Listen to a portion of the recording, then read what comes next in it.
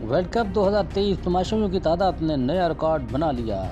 مجموعی طور پر 12,50,307 شائقین نے میچز دیکھنے کے لیے اسٹیڈیم کا رخ کیا۔ انٹرنیشنل کرکٹ کونسل نے منگل کو اعلان کیا کہ حال ہی میں ختم ہونے والے مینز کرکٹ ورلڈ کپ میں ریکارڈ تعداد شائقین کرکٹ اسٹیڈیم آئے۔ ہندوستان میں سی ویک میگا ایونٹ کے دوران کل 12,50,307 شائقین اسٹیڈیم آئے۔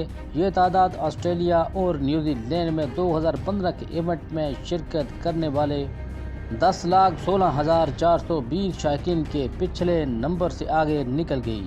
آئی سی سی نے ایک پریس ریلیز میں کہا کہ احمد آباد میں جنوبی افریقہ اور افغانستان کے درمیان گروپ مرحلے کے میچ کے موقع پر اسٹیڈیم آنے والوں کی تعداد 10 لاکھ سے تجاوز کر چکی تھی۔ ہندوستان اور آسٹریلیا کے درمیان سنسنی خیز فائنل میں 90,000 سے زائد شائقین نے شرکت کی۔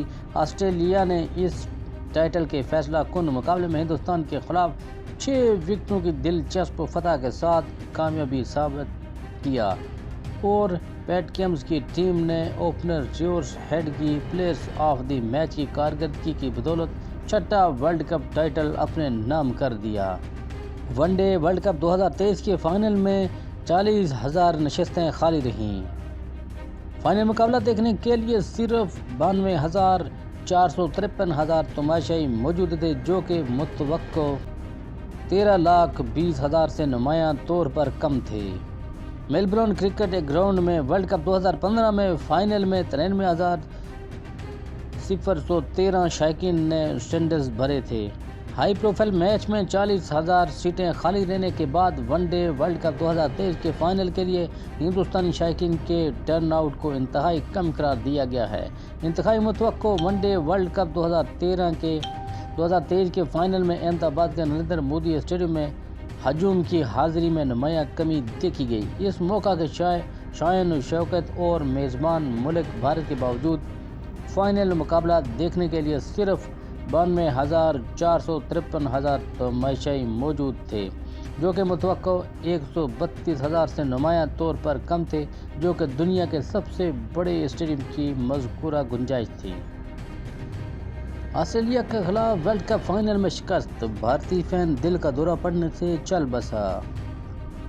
ریاست آندھرا پردیش کے شہر ترویتی سے تعلق رکھنے والے 32 سالہ سافٹ ویئر انجینئر جیوتی کماریا دیو کو اتنا غم ہوا کہ انہیں اچانک دل کا دورہ پڑا اور وہ زمین پر گر گئے۔ دوست انہیں فوراً اسپتال لے کر گئے، لیکن ڈاکٹروں نے انہیں مردہ قرار دے دیا۔ ناظرین، 19 نومبر 2023 کو احمد آباد کے نریندر مودی اسٹیڈیم میں 2023 کے آئی سی سی ون ڈے ورلڈ کپ کے فائنل میں آسٹریلیا سے ہارنے کے بعد ہندوستانی کرکٹ ٹیم کے ایک فین کی دل کا دورہ پڑنے سے موت ہو گئی۔ آسٹریلوی کرکٹ ٹیم کے کپتان Patrick commence day world cup کی ٹرافی جیتنے والے چوتھے آسٹریلوی کھلاڑی بن گئے۔